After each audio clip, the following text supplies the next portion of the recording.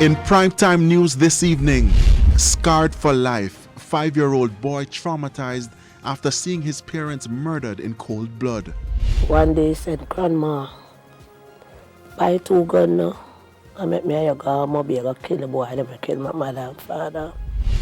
Robberies and aggravated assault up in Area 2. Police issues warning to those seeking refuge. It's not a safe haven. You will be caught. And opposition leader joins call for a review of the composition of the Integrity Commission.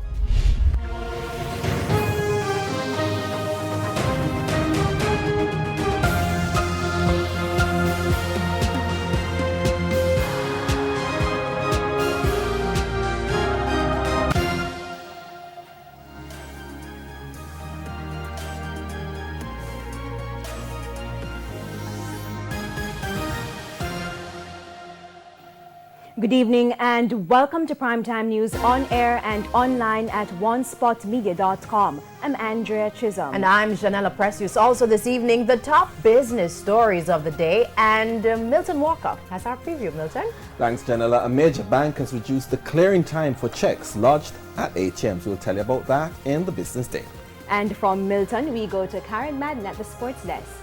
Thanks, Andrea. Well, intriguing first day in the first test between the West Indies and India as the visitors recovered from a wobbly start to repel the West Indies attack by the close of play. Stay with us. I will tell you all about it later. Thanks, Karen. There's also sports commentary, E-Prime, and weather in this newscast. But before the break, the feedback question.